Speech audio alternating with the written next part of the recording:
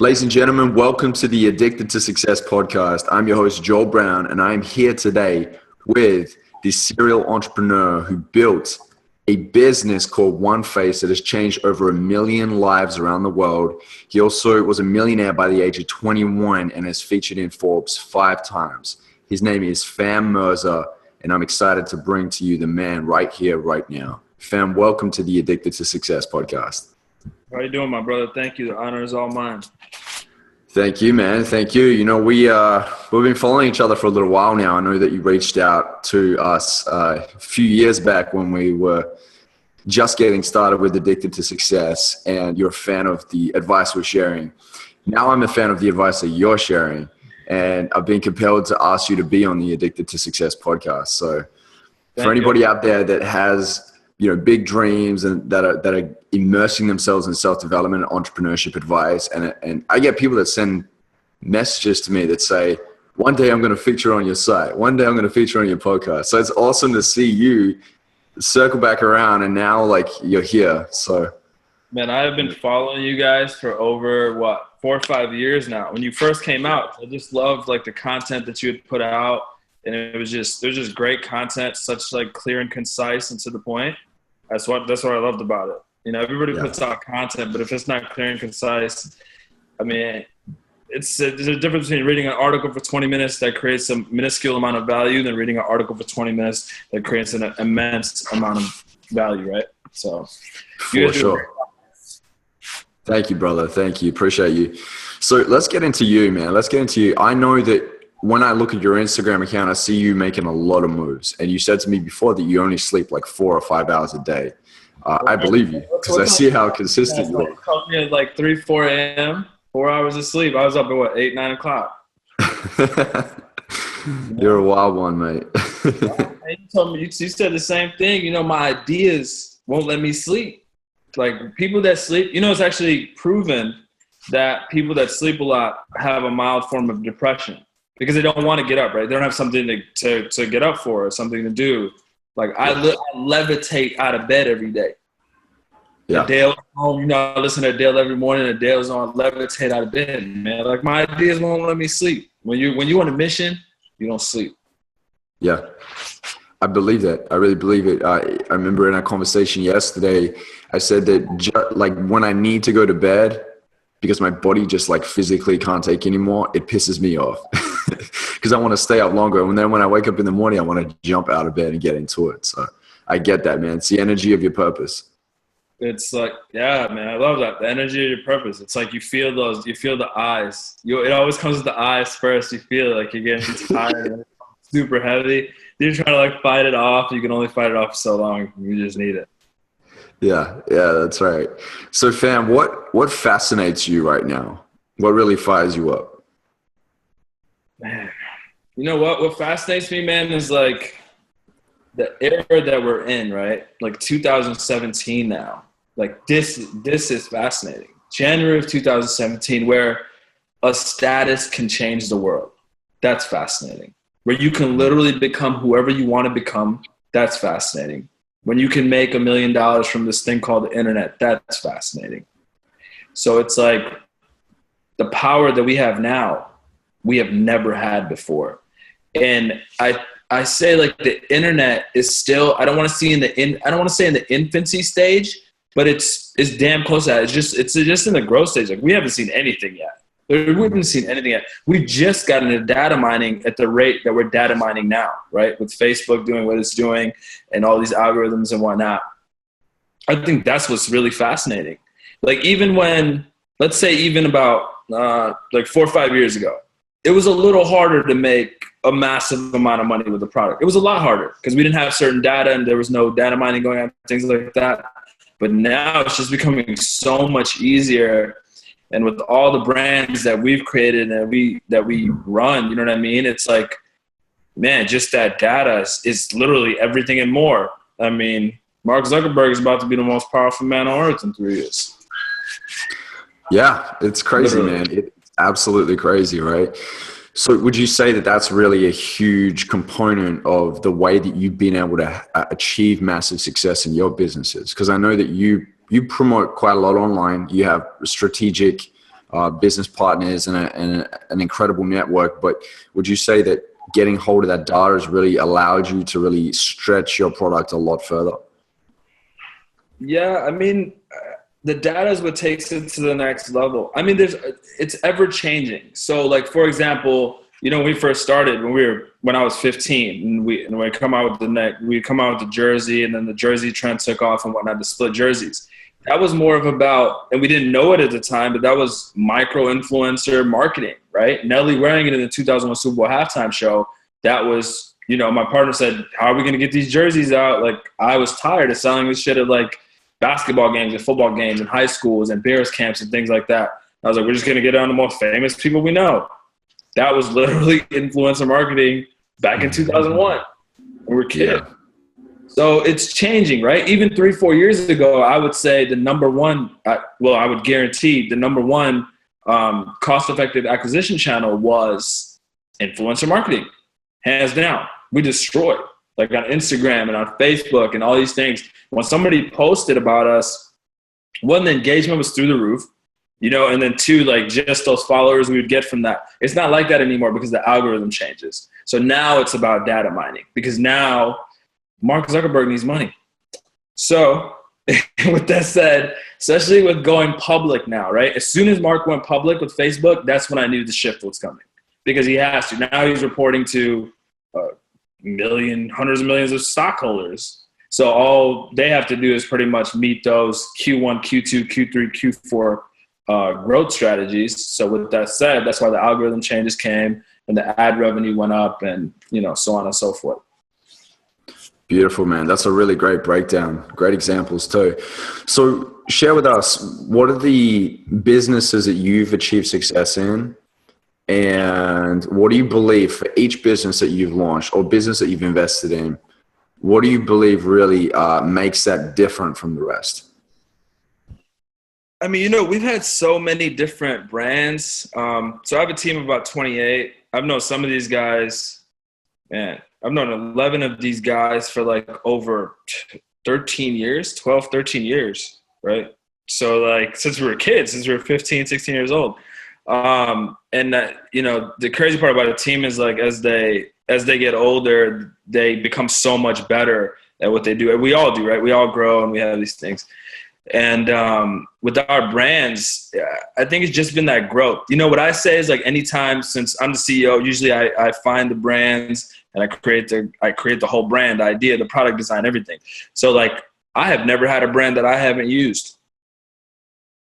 Every single one of my brands is one of my problems. So like, for example, Chuck Offs, I'm here with Dan Fleischman, and I just gave him a whole bunch of like, wow, sounds good. Do I have another one here? Right here. Chuck Offs, right? This was my problem. I always used to buy Chucks. Like I have like 60, 70 pairs of Chucks. I used to buy Chucks, and I used to scuff like this part of them. Like somebody steps on them, they're scuffed, and I can't use them anymore. Or whatever the case may be, they get dirty. So we created a proprietary formula in the lab that takes rubber scuffs off of rubber, put it in the packaging such as this that you can see from anywhere in the store. If I'm next to the cash register and you're standing in fucking aisle 6, you're going to see my shit. So you see it, and you're like, oh, okay, that's something for Chucks. You walk up to it, it tells you what it is. Look at the back, here are the directions. It's 1, 2, 3. Check this out. On the back, all it says is open, wipe, you're welcome. That's it. I love that. So this is like one of the problems. It's just about like, I think it's about solving your own problems. Like if you've created a product or a brand and you would never use it, you suck. Yeah, amen to that. It doesn't make any fucking, like if you're not going to use it, why the fuck is someone else use it? What do you even know about it? That's the question I ask people. Like, oh man, I created this. I'm like, do you use it? Like, no, of course not. Be like, what?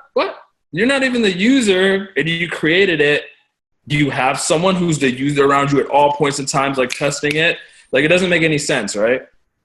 Like, Mahmoud Khan, who's the chairman of Pepsi. He's the lead chemist at Pepsi. He's the guy that made Sabra hummus, Pepsi and all that. I always ask him, like, man, you drink all those Pepsi flavors? He's like, of course I do. I have to. Like he eats Sabra hummus. I go to his house. He has Sabra hummus. He's the founder of Sabra hummus. $400 million in 2 years. That's insane. Absolutely insane. So And yeah, you hit on some good points for sure. I believe that you gotta believe in your product, man. You gotta believe in your message. You need to believe in your vision. There's a lot you need to believe in. It can't just be one little thing. No, yeah. Otherwise, it doesn't make sense. If you're not using it, then you shouldn't be the creator of it, right? If you're not using it, you shouldn't be the creator. You're not the guy. Like, for example, like Chris Stoiko's Dollar Beard Club, if you know those guys.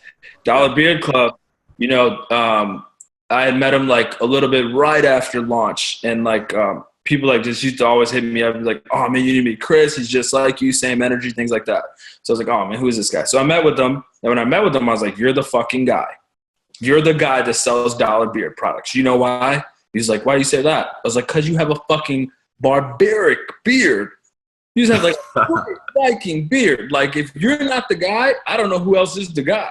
I've never seen that lush in my life. Yeah, he's a great example. Yeah. It's like, that's the guy. Like had I met him, you know, they just recently, like 6 months ago, they had sent me the reports and stuff. I didn't invest in a company, but they wanted me to invest in a company. But had I met him before the launch, I would have definitely invested in him, because investors, smart investors, don't invest in products. They invest in people. So it didn't matter, even if he, you know, had I invested in him before they launched, even if he sucked, even if he didn't know anything about marketing, he didn't know how to do anything, it didn't matter. He was the fucking guy. I could have showed him how to exactly do it, created the videos around it. We would have still been coasting to 30,000 feet. So yeah. Be the person you need to be to skyrocket your business. Yeah. And if you're not, don't create that product. Solve your own problems. That's what we always said, even when we were kids. Like, solve your own problems. That's how you come up with the next big idea. Solve your own problems. Everybody has problems. Yeah.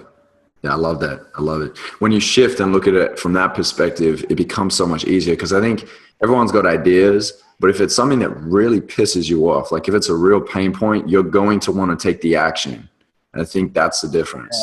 Yeah. If you're just coming from a place of, oh, I want to make this because this makes money, it's not good enough. It needs to be, I'm solving a problem. It's going to help a lot of people. Yes, I can make money, and we're going to have fun doing it.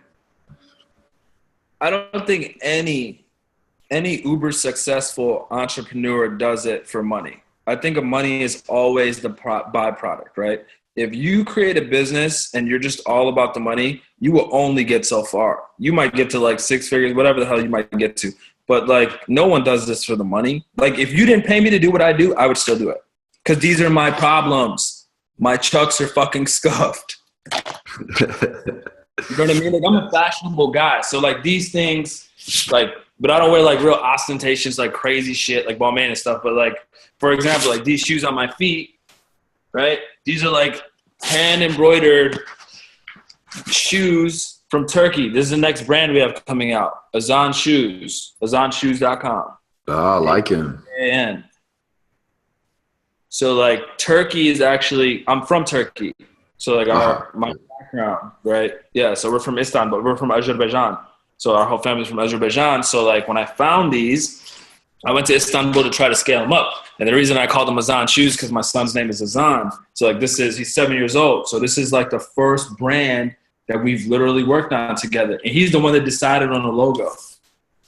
So like I had 5 logos made when I went to Istanbul, and he looked at all the logos and he was like, number 3. And I was like, that's it. I was like, okay, but what about this other one? He's like, no, number 3. I was like, what about, you don't want to take a look at the other ones again? He's like, no, number 3. So it was a very decisive decision for like a 7-year-old. And I was like, dude, look at this other one though, because this is like the official symbol for Istanbul, for Turkey. We have like a very particular symbol. It looks like a peacock. So like he looks at the other one and he's like, I feel like this is too complicated for the shoes. He's like, but why don't you like take this part of it apart and then just use that bottom part? Let's see what that looks like. So then we did that. We had the illustrators do that, and that's the one we used. It's on the fire. Wow. Yeah. You must be proud, man. That's awesome. That's really great that you can do that with your son, that you can get him inspired early and allow him to make some decisions, some executive decisions. Yeah, man. You got to, man. You got to start him off early. 7 years old, you already old. I'm telling you that. Man, you old, man. Yeah, I believe that. My mom gave me the Michael Jordan's Rare Air book at 7 years old, and that's where I first learned about mindset. And I just went all in. I started like, it opened my mind up to the idea of self-development and away you go. So it's Oh, powerful to be able to do that for a young in kid. common, my friend. We have something very similar in common. So when I was 13 years old, I read this book called Rich Dad Poor Dad. Yep. Same. 13 years old, man. My mom gave me Rich Dad Poor Dad too. And what's funny is you also used to work in the music industry where I used to work too. So there's a lot of synergies. That's awesome. It is. So Rich Dad Poor Dad is a book that I feel like really affected us because it's the comparison, right? It's the comparison effect where it's like, this is the rich dad, this is the poor dad. And when you're that age, I think that's something that your mind relates to so much easier than anything else. So like that book literally changed my mindset so much stuff. So like one of the quotes that you said, I was watching one of your interviews and you said, don't work for your money, make your money work for you. Super simple concept that literally anybody can understand. And that really affected me like when I was a kid. Yeah. It's crazy. It changes the game, man. Like that's it. Like once I learned that, it was like, oh shit, now I understand what entrepreneurship really is, because that's what it is, right? Yeah. So like besides that, I think one of the main things was like when I was a kid. So my dad, like when computers first came out, like the home computers first came out, my dad actually, like he was late on the mortgage one month and he bought a computer. A Hewlett, a Packard Bell, made by Hewlett Packard. So he buys this Packard Bell. He's like, man, I bought this for you. And I was like, what am I going to do with it? Like, I'm a kid. I'm like, maybe like 9, 10. So like, I'm like, what am I going to do with it? So he's like, look, he's like, every day when you come home from school, I want you to just type out the quotes of great men. Like the only way to be great in life is to study great men. I said, okay, cool. So I came home and I looked up like Benjamin Franklin, Thomas Edison, Henry Ford, all these guys. And I used to type the quotes every single day. I used to type them up. And then I put them on the refrigerator wall. So every morning when I woke up, I saw those quotes. And I started living by those quotes. And that was like really that's what really ignited me every day. So I'm like, if these guys can do it, I can do it. I think that's really where I got my business sense from. If it wasn't for that advice from my dad, I might not be here today. So that really inspired me to like read more books, and I like watched Henry Ford documentaries and all that. So I like know the whole background history of every single person, how they operated, why they operated like that, and like who they are. And those quotes, man, like still to this day affect me. That's amazing, man. Your father is a good man. Yeah. So I tell my son that. I was like, man, you want to be great and you want to do something. I was like, study the great men. And I tell my whole team that every conference call, I'm like, you are required to link with one person who's an expert in your industry. I don't give a fuck if you're the customer service manager. Go contact the service manager at Zappos. Go hit them up. They're the number one fucking customer service people in the world. Go hit up the customer service manager from Zappos. Say, hey, I need 5 minutes of your time, but just like I have a chat. Or if you're in the same city, hey, I'd like to take you out to coffee. That's it. Yeah. That's how we learn, man. Like these are things that people don't take into account. Yeah, but these are things like people just don't take into account. Like you have so many resources. Like you can contact anybody right now through Twitter. Yeah. Yeah, it's true. It's true. It makes it so easy. Like I was just thinking, I'm writing my book right now and I really go in on this. Back in the day, our grandparents or even their parents would be like just jumping every second at an opportunity to be able to connect with people in an instant online, because they used to sit around in their brick and mortar businesses waiting for people to come to them. Like we don't know how good we've actually got it, and people are still complaining. Nobody understands. Here's something crazy, right? So back in the medieval times, especially during like the Dark Ages and whatnot, in medieval times, the average person would meet 100 people in their whole lifetime. Wow. That's just such a mind-boggling fact to just think about. Like you meet 100 people in your whole lifetime. So imagine the constraints, not only on business, not only on e-commerce, but like just like gene reproduction, right? Because you can't only breed with the gene around 100 fucking people. I mean, out of those 100 people, how many those are females or whatever the case might be? It's like only goes so far. It's crazy to think about. But like today, you have the power to harness shit, man, anything. You're connected to 7.4 billion fucking people. If you can't make it today, you suck, dude. Like, you're not even trying, bro. Zuckerberg has made it so much easier for everybody. Like, come on, man. Yeah, hell yeah, he has. Yeah, you know what's interesting? Just then when you said that, I was thinking to myself, like, how many people in my friend circle, and I mean like tribe, like tight group, did I meet in the online space? And I can say a good 50% of them, I've actually initially met them online first, and now we have a really deep relationship.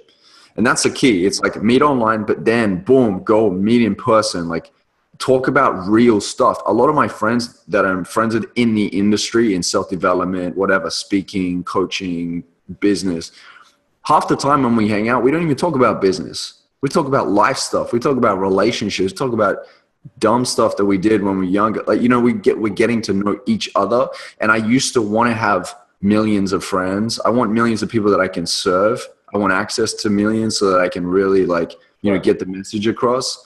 But really what I do want is nowadays I want like a tight circle, but really, really deep relationships. Yeah. Because you're like, what, you could be one person away from a multi-million-dollar move or multi-million impact, right? You know that yourself, man. Like, you're the networker. You connect, you make things happen, man. You orchestrate a lot.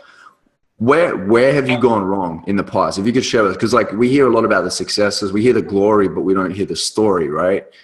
And a lot of people are seeing the highlight reel. So what for you has been like probably a really big lesson in all of this, in entrepreneurship? What is the thing where you're like, you know what, I'll never do that again because I know how damaging it is and I've learned my lesson? You want the biggest one, huh? One of the biggest ones. If you got two, share two. Fuck the stock market. I lost $750,000 in the stock market when the stock market crashed. And I learned the hard way that, like, a bunch of fucking bullshit. You want to get wealthy in this country, you do it through real estate. You don't do it through stocks. Because a lot of time, what happens is you get into the stock market, and you concentrate on like fast money. You're throwing shit around in different places. And here's the thing with stocks, it's like they get the news before you do. The guys on the fucking New York Stock Exchange floor have the news way before anybody else hears about it.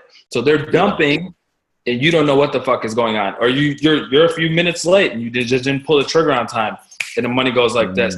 I've fucking seen. I mean, obviously you know the fucking debacle like Bear Stearns, Countrywide, all these fucking scam artist bullshit, like Angelo Mazzillo and all these guys. It's like, that's one advice I always give entrepreneurs. Like, at least entrepreneurs that have a lot of money. You're like, oh man, where should I invest? Like, I'm gonna fucking put it in stocks, and it's gonna be like. And I know like stock gurus advise against this. So they say, oh man, well, if you take a look at the real estate and you take a look at stocks, like we've been on a steady trend. That's just fucking blue chips. Those are like the DGIs, right? But investing, the safe bets. You make a bet, you might get destroyed. Yeah. So like I remember in one day, I still have a screenshot of this. I remember one day I looked at my Fidelity portfolio. It was a negative $198,000 in one day. That sucks. This company comes out called Blackstone Group is hailed as the number one real estate fucking. They are the largest real estate holding company in the world. Just comes out, bad valuation, just fucking tanks. I got in on the IPO, so we had so many shares that like it was absurd. But anyways, fuck the stock market. That's one of them. This is the thing too, fam, right? Like, tell me if I'm wrong, but I feel like you would have to be ready to immerse yourself in whatever industries you're investing in, and it's a full-time job. Like, if you don't really like technology, why invest in technology stocks? Because it sounds like you can make a bunch of money when you have to consume your whole entire day in, day out, keeping your ear to the streets in the technology industry, right? Yeah.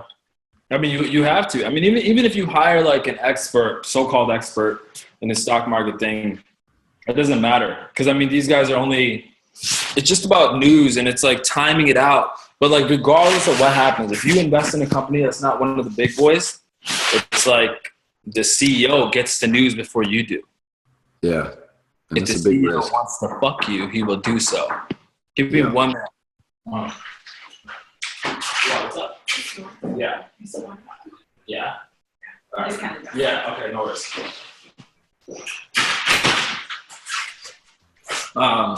Yeah. So it's just one of those things. So like, I hate the stock market, but like, connecting to that, I guess like haste makes waste. My dad always used to say that, haste makes waste. Fast decisions. One, there's no such thing as fast money. So I think a lot of people that invest in the stock market are concerned about fast money. Like my friends are still talking about like penny stocks. I'm like, you're fucking 30 and you're talking about fucking penny stocks? Like, you're not a kid anymore. Like, grow up. No one's fucking investing in penny stocks and making $1 million tomorrow.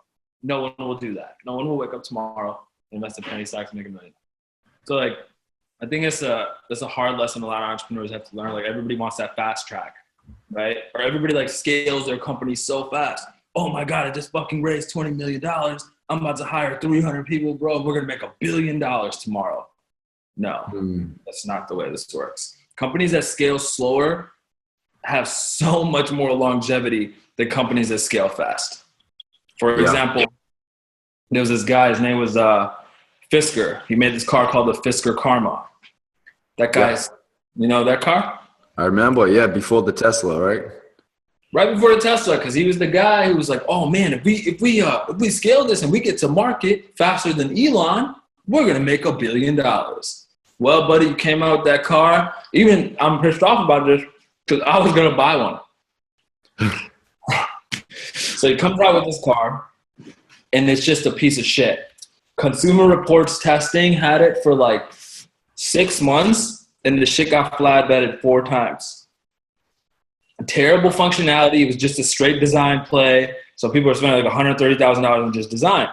Comes out with the car, gets Consumer Reports, just terrible. Has to file for bankruptcy. Had the Chinese distributor who was supplying his batteries buy him out and then fire him for like 1/1000th of what he had, what the valuation was. Nothing. It was like a few hundred. It wasn't even like 100 million. It's a big mistake. Crazy. For the sake of trying to scale quickly. Yeah.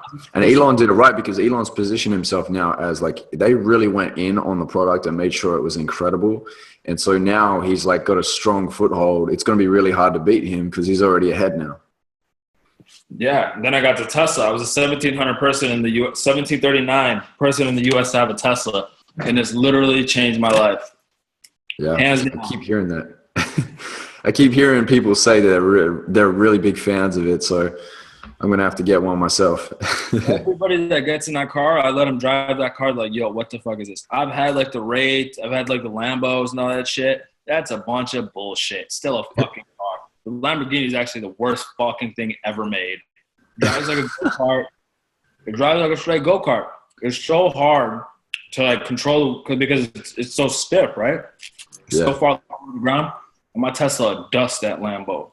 Give me a Lambo and my Tesla can't dust. Love it, mate. Love it. Love it. So, Fam, tell us a little bit about One Face and the impact that you've been able to have, because it's all good, making the millions. It's all good going through the failures and then coming out stronger. But what about the impact? What about serving now? Because I think that that's the part that a lot of people miss. And I know you get it because I see you, man. I see that you're in contribution mode and you love to serve. So how did you tie all that together? How did you launch a successful company, but also have a purpose element to it?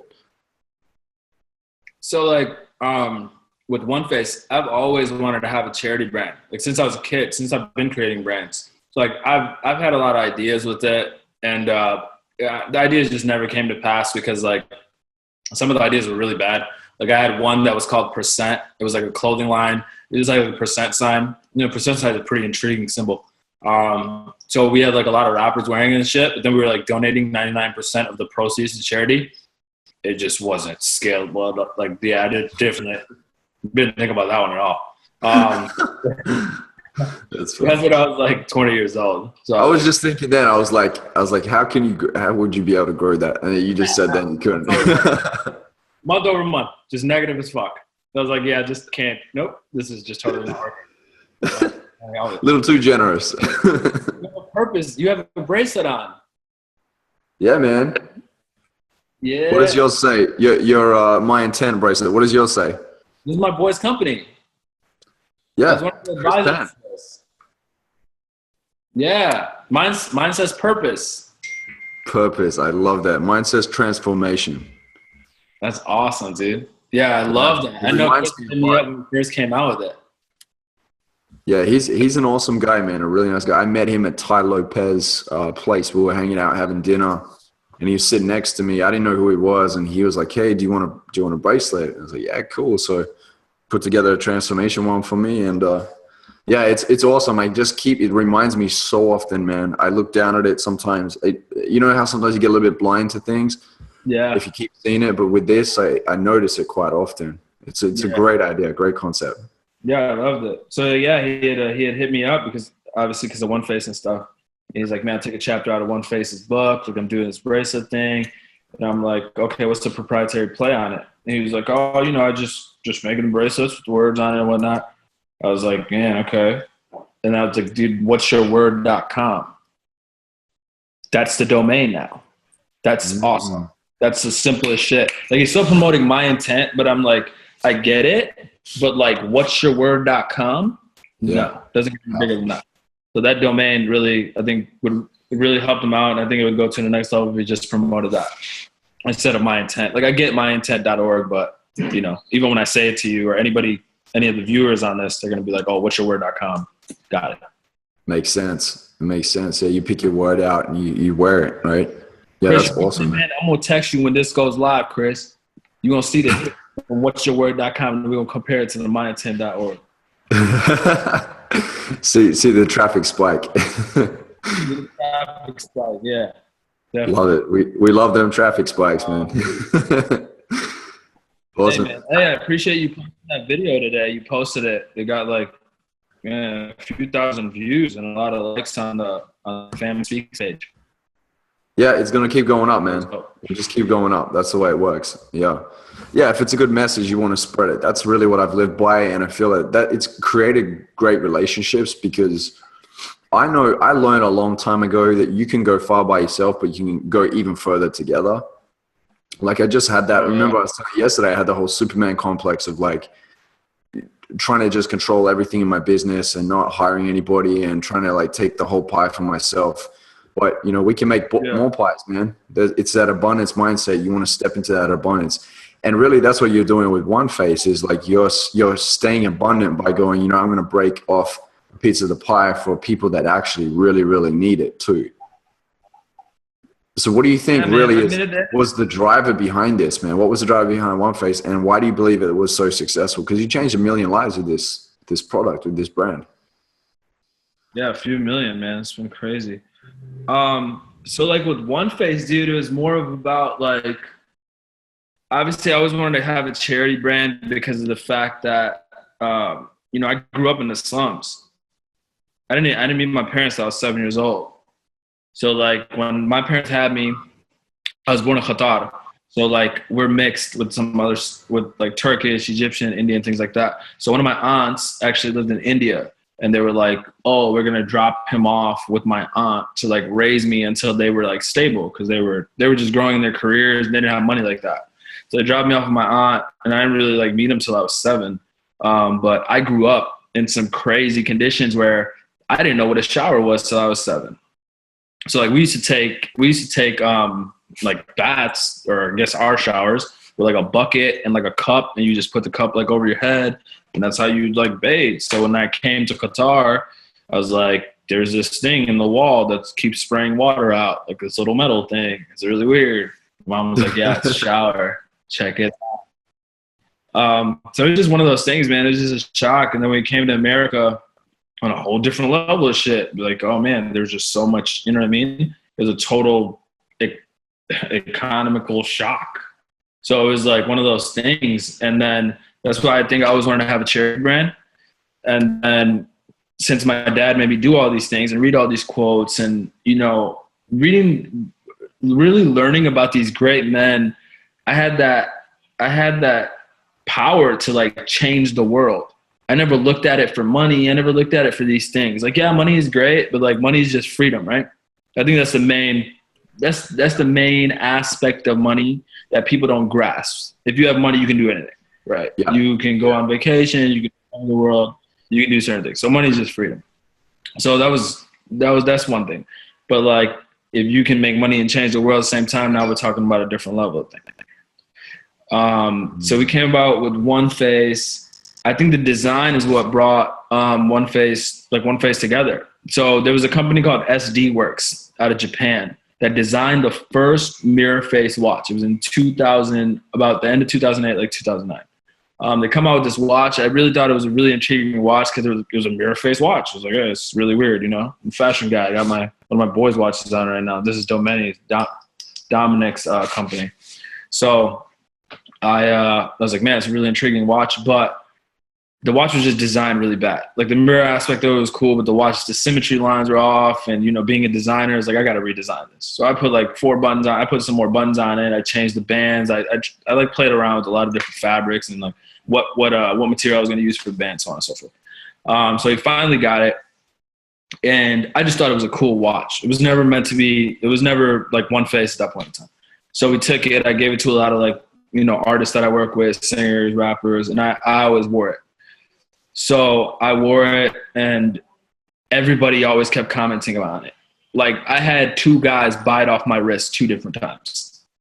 And that's when I think it hit me where I was like, dude, if the demand for just this watch without anything, because he's asking me, yo, what's that watch? He's like, I don't know. It's just a watch I designed. It's just a watch I have on my wrist. So then we branded it. And I think it's that mirror face that brought it all together. When you saw your face in that mirror, it meant something. What did it mean? So I remember we created so many logos. I had like 82 logos I sketched out in the book. I still have a photo of those. I still have the book. Created all these logos. And then, you know, we picked a logo that literally is just the one and a face in the most simplistic drawing ever. It's just 2 lines, the mouth, and then the one as a nose. That logo has just resonated on a whole different level. Like even when I go to like India or I go to Africa, they have the logo like on their walls because the government like tells them, or the charity tells them like, hey, this came from a watch. And I always find it so funny. Like even when I go there and you know, they tell this people, so like, hey, a watch, you know, this is the guy who founded the watch that built this, and they just don't get it. And they're like, oh, look, a watch built the well because it's walking. Like they just think it's so funny. They don't get it. They can't grasp that concept. Yeah. Yeah. That's amazing. They just can't grasp the concept. Yeah. So yeah, man. So we came out, man, and we did like the whole crowdfunding thing. And people asked me like why we did crowdfunding, because I could have funded it myself, but like we did crowdfunding because like it was a brand for the people, by the people type of thing, right? It was exactly that, for the people, by the people, and it was crowdfunded, and we did about 358,000 in the first 30 days, and then it just kind of took off from there. Even after we ended crowdfunding, I think the sales spiked way higher. We like double, tripled in revenue. So after the crowdfunding thing ended, we just took off, and then all the retailers picked us up. You know, shout out to Journeys, Nordstrom, Zoomies, Urban, appreciate it.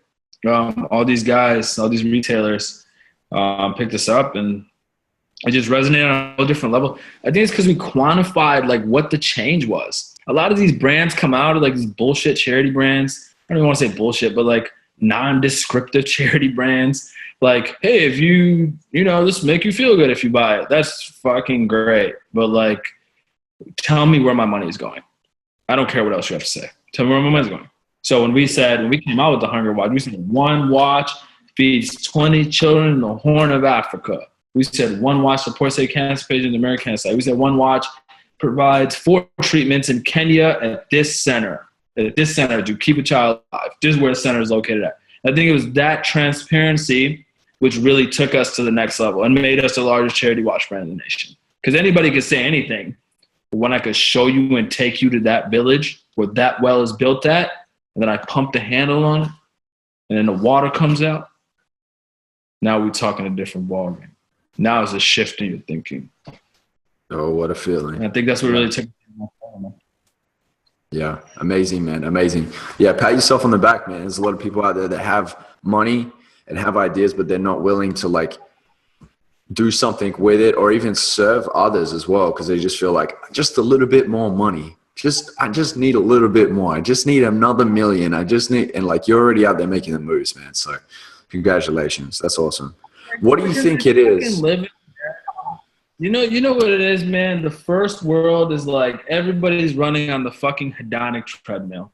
You don't know what the hedonic treadmill is no matter how much you buy, you always want to buy more because your level of happiness is not going up. So you just keep running on this treadmill like a tiny little gerbil, and that's it. You're spending money, you keep buying more shit. Oh my God, I'm not happy yet. Fuck, let me buy some more shit. I'm gonna be happy. No, I'm not happy yet. It's just because it diminishes. It's the law, right, of it diminishing. It's a diminishing law. No matter what you buy, except for my Tesla, no matter what you buy, right, eventually it's going to get old. My Tesla never gets old. This is the crazy part. The thing fucking updates itself every 3 nights. Every 3 days at night, it updates itself. So every time I get back in the car after 3 days, it turns into a new car. Pretty cool, huh? That's amazing. You just be excited to drive all the time. Yeah. I mean, I live in LA, so shit, I am driving all the time. Driving all the time, buddy. That's true. That's one thing I'm not missing right now, being back in Australia for a bit, is the traffic in LA. Yeah. So fam, tell me this, man. What do you think it is about your mindset that separates you from the rest in the industry, in the space that you're playing in?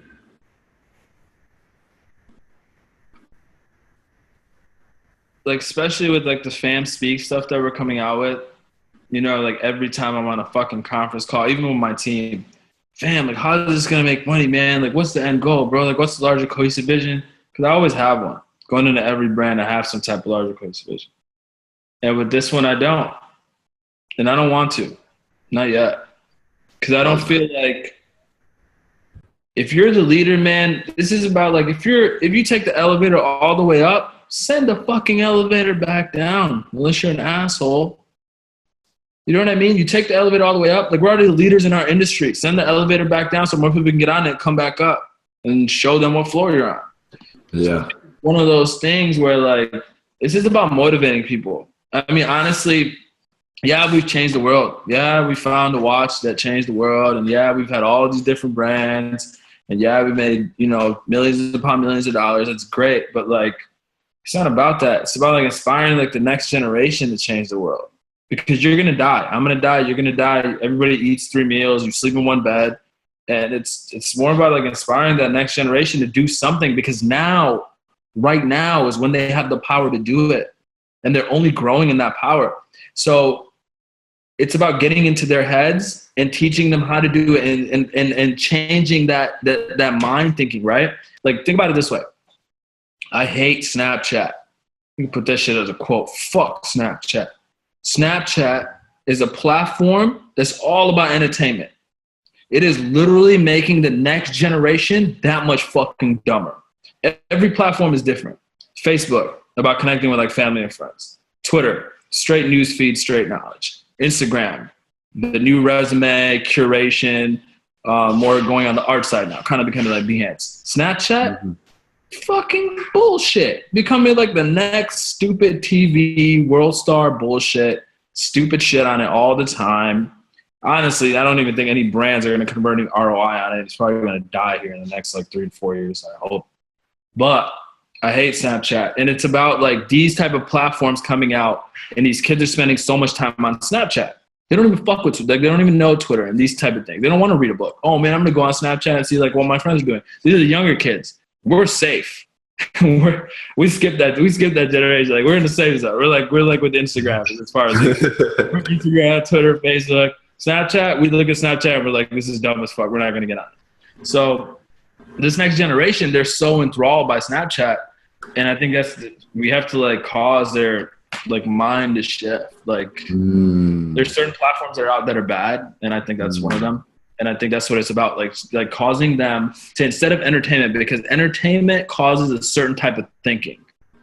And no entertainer, I don't want to say this because it's a pretty harsh comment, but almost always, I will give 98% of fucking entertainers do not cause any type of cognitive thinking.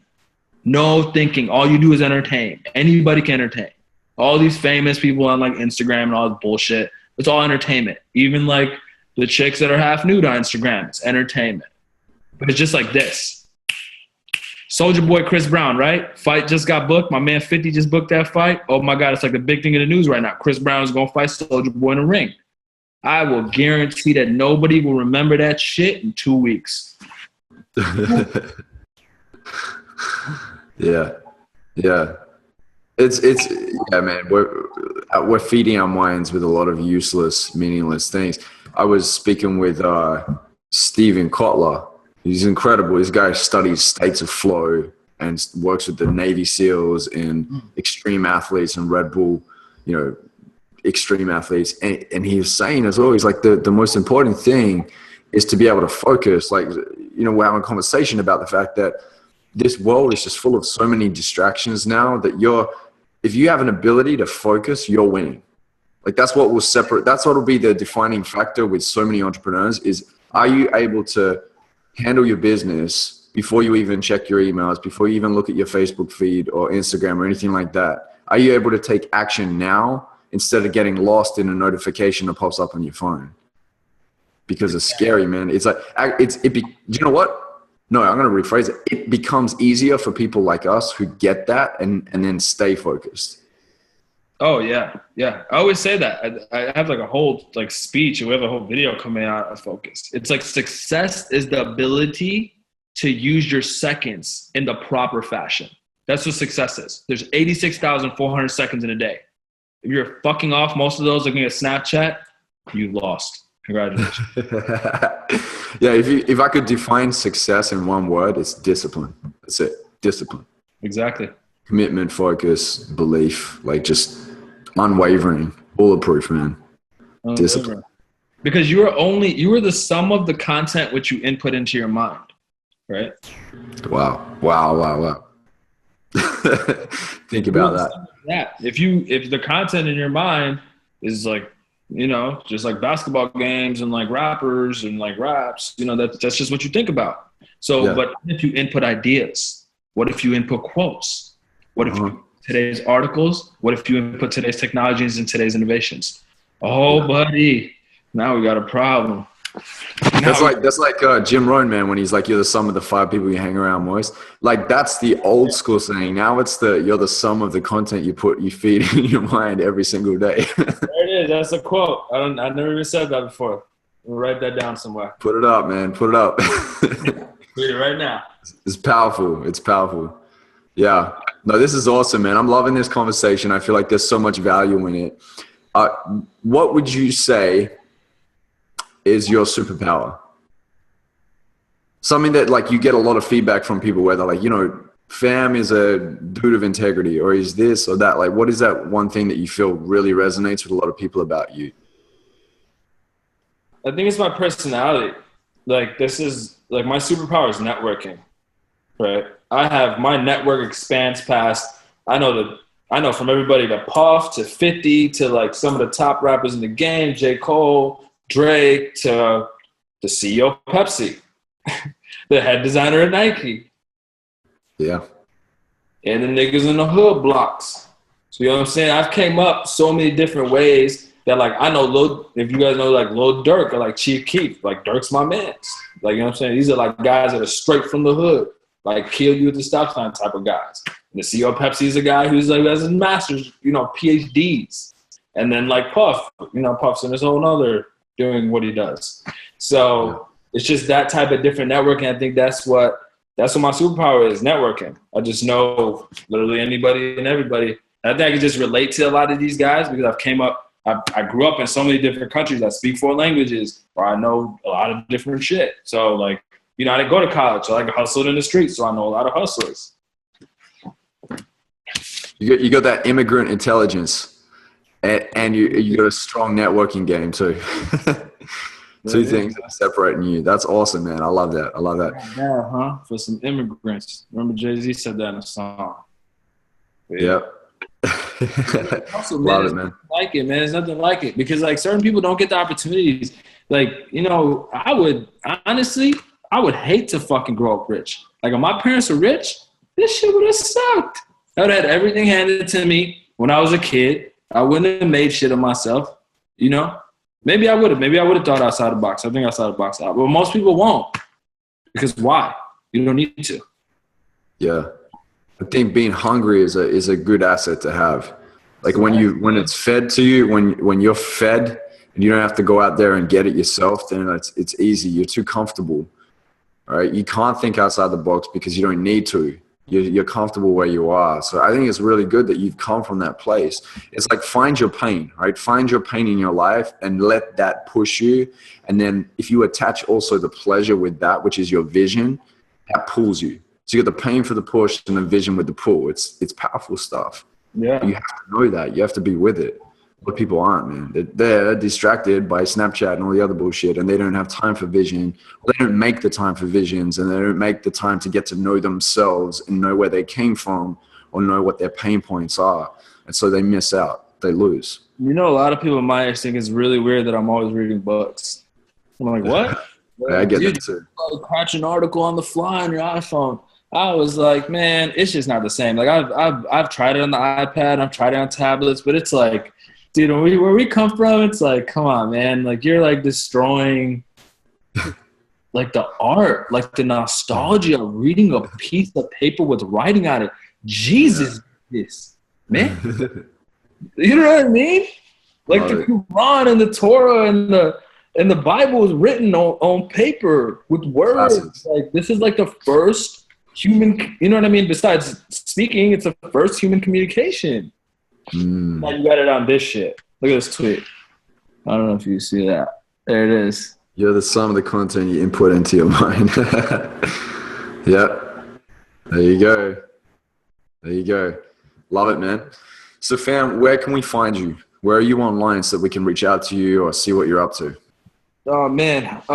So yeah, Instagram, definitely the fastest way to get contact with me. I am Fam is one of them. At Fam Speaks is the other one. I am Fam is my personal account. That's like the verified one. At Fam Speaks is like all the quotes and like all this, just like random quotes and like crazy shit and like the video content and whatnot. Facebook.com/Fam Speaks. All the Fam Speaks stuff, you know, that's all the content, all the stuff I'm rolling out. And then at I am Fam is just my personal one. So you want to get to know me on a personal level or you just want to like connect with me straight up, fastest way is at I am Fam on Instagram. Beautiful. Thanks, fam. So fam, this has been I think it's been probably close to an hour of just amazing value. So thank you so much, dude. I really appreciate you sharing your knowledge with us today. I'm excited to see where you can take this amazing vision of yours in this world, how far you can really expand it. I'm really excited to watch your growth, man. I'm sure we're going to stay connected and see each other grow. And you know, if there's anything that you need, let me know, man. I'm more than happy to help you spread the message. And for anybody that's listening, make sure you check out Fam. Follow his content. Like he's got a lot of amazing videos. I saw there's a lot of like artsy, really edgy, new, fresh videos that he's putting out. And so he's found a way. He's kind of tapped into the formula of keep making it entertaining, but also really going deep with it and sharing some good knowledge. So make sure you check out Fam's video content and his Instagram. I don't mean to be uber confident, but there's no entrepreneur, I don't care who it is, putting out the type of videos that I'm putting out. And if you got it, let me see it. Tag them. Let me see it. Go watch our video. There you go. That's some confidence right there. So Fam, just to wrap up this interview, I always ask this last question, and the question is, if you were to deliver your last 30-second speech to the world, what would that last 30 seconds sound like? Last 30 seconds, huh? All right, here we go. Every day when you wake up in the morning, believe in yourself, because only you can change the world. Only you can believe in your ideas, and only you can believe in your dreams. Don't ever look at the next man. Look at yourself. Before you brush your teeth, what do? You look in the mirror. When you look in the mirror, tell yourself that you can change the world, because one man can change the world.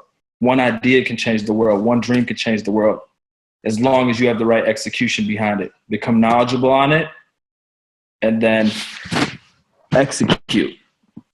That's it.